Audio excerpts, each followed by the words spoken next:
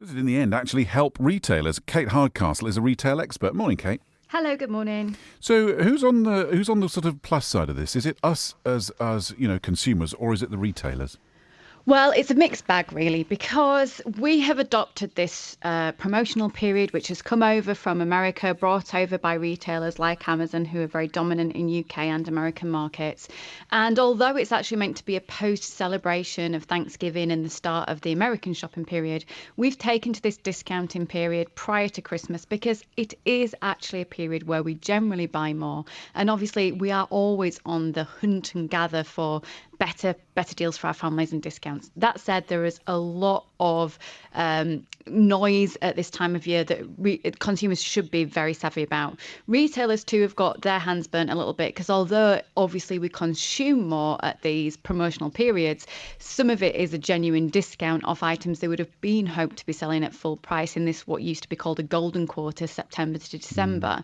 So it's changed everything. It's not going back. There's no putting the genie back in the bottle. And it's trying to make sure that both consumers and retailers build for better, longer term sort of strategy on everything from environment and ethical policies to making sure that people don't get in considerable debt at this time of year for, bargains they just don't need. Well, and that's the point. It's only a bargain if you were going to buy it anyway, isn't it? There's 100%. It's that whole business. I've no doubt tomorrow in some of the tabloid newspapers there'll be photographs of queues of people beating each other up to get tellies.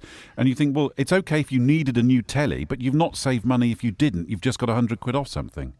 There is no worse period for debt in the UK than January. And it is really a time where every single family is who are trying to control and manage a budget are very aware of how much they've had to spend because of the Christmas period, because they've probably taken holiday, etc. And therefore, you need to, as a family, plan, budget, understand what you truly can afford, what you do need. Because if you are susceptible to these messages, my advice would be to try and keep out of the shops and keep away from your emails and the messaging coming through. It is that fear of missing out that drives a lot of this. And actually, I've even heard of stories where people have gone into a store because there's been a certain amount of a certain product at a certain price to get you in there.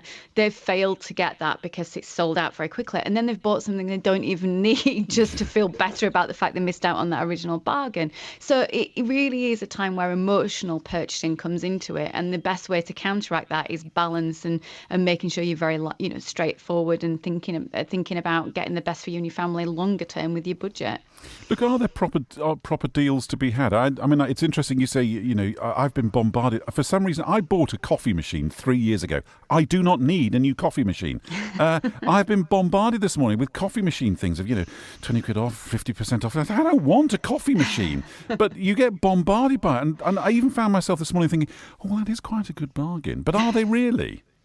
I think the whole adage of, if you don't need it, if you can't afford it, there is no bargain is very, very true. So I think there are some tech purchases out there and some offers that are quite decent, but there's a lot of noise too. So for instance, in technology, we know that a lot of suppliers are releasing model after model after model very quickly. And actually, if you printed out the specs of those items, you'd see very little change in those models. So if you get a small discount off the very latest model, but you really did need something like a coffee machine and you could go one model back and probably not get all the bells and whistles, you're going to find a much bigger discount because they want to clear that stock.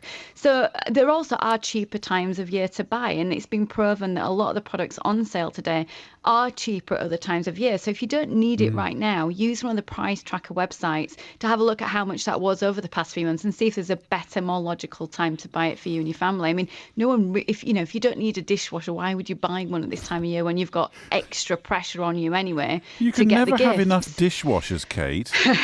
Well, I like my rubber gloves and some phone liquid, but that's because I'm from a money-saving family. So look, I don't mean to. I suppose we're being a bit flippant about it because actually there are some bargains to be had. And if you're trying to do Christmas on a budget and you've got an idea of what you want to do, then absolutely go for your life. Thing that's slightly, I don't know. So it's Black Friday today. I think it's Cyber Monday on Monday, isn't it? It is. So I mean, so what? The days go and go, the titles and jargon comes out even more. So people thought it was Black Friday last Friday because the promotion started then. And a lot of that comes from the fact that, it's the day after Thanksgiving. But as we don't actually celebrate Thanksgiving here in the main in the UK, we don't know when it's meant to fall. There's going to be discounting all the way through to Christmas. And if it's any help whatsoever, I did a comparison last year myself. And actually a lot of prices, if you could leave it that late, were cheaper by 23rd of December than they were in Black Friday anyway, as the stores really want to get rid of the stock. It depends how much you're prepared to, I guess, gamble in terms of buying the products and gifts you need. I always say, for me, Christmas is about the kids. And as long as I've got Santa's helping getting that list together of trying to buy the products that they want and the things that are on the toy list and wish list with Santa, then I'm really happy that adult purchasers, I can have very realistic conversations with the grown-ups about buying alternatives or even buying them something in the new year when it's cheaper and going out for a drink before Christmas instead. It's just about getting calm, breathing, and actually realising all of this is just very much a retail playing field. So you've got to be smart. Kate, thank you so much and have a great Christmas. You too. Take care. Thanks.